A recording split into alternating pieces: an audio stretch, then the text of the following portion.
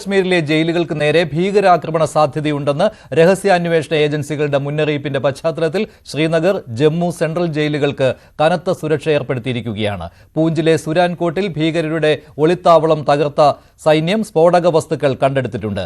ചെനാബ് നദിക്ക് കുറുകെയുള്ള ബഗ്ലിയാർ ഡാമിന്റെ ജലമൊഴുക്ക് പൂർണ്ണമായും തടഞ്ഞു. പാകിസ്ഥാനെതിരായ നയതന്ത്ര നീക്കം ശക്തമാക്കുകയാണ് ഇന്ത്യ. പ്രശ്നപരിഹാരത്തിന് റഷ്യ ഇടപെടണമെന്നാണ് പാകിസ്ഥാന്റെ ആവശ്യം.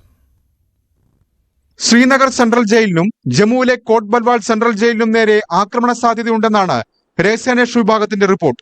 രണ്ടു സെൻട്രൽ ജയിലുകളിലും നിരവധി ഭീകരരും ഭീകരരെ സഹായിച്ചവരും തടവിൽ കഴിയുന്നുണ്ട്. പഹൽഗാം ഭീകരാക്രമണ കേസുമായി ബന്ധപ്പെട്ട് കോട്ട് ബൽവാൾ ജയിലിൽ കഴിയുന്ന നിസാർ അഹമ്മദ്, മുഷ്താഖ് ഹുസൈൻ എന്നിവരെ NIA കഴിഞ്ഞ ദിവസം ചോദ്യം ചെയ്തിരുന്നു. ഇതിനു പിന്നാലെയാണ് ആക്രമണത്തിന് സാധ്യതയുണ്ടെന്ന മുന്നറിയിപ്പ്. CISF DG ഉന്നത ഉദ്യോഗസ്ഥരുമായി കൂടിക്കാഴ്ച നടത്തി സുരക്ഷ വിലയിരുത്തി. അതിനിടെ പൂഞ്ച് ജില്ലയിലെ സുരാൻകോട്ടിൽ ഭീകരത്താവളം സുരക്ഷാ സേന തകർത്തു. സ്ഫോടക വസ്തുക്കളും വയർലെസ് സെറ്റുകളും പിടിച്ചെടുത്തു.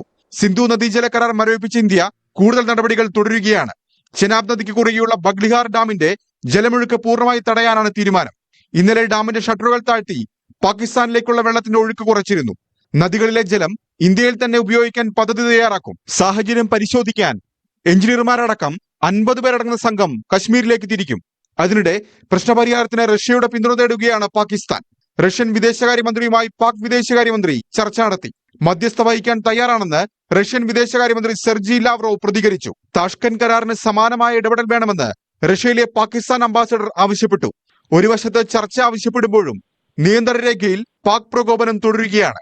വെടിനിർത്തൽ കരാർ ലംഘിച്ച് 8 ഇന്ത്യൻ പോസ്റ്റുകൾക്ക് നേരെയാണ് പാകിസ്ഥാൻ ആക്രമണം നടത്തിയത്. സംഘർഷം തുടരുന്നതിനാൽ അടിയന്തര സാഹചര്യം നേരിടാൻ പഞ്ചാബിലെ ഫിറോസ്പൂരിൽ കരസേന മോക്ക് ഡ്രിൽ നടത്തി. National desk, news 18.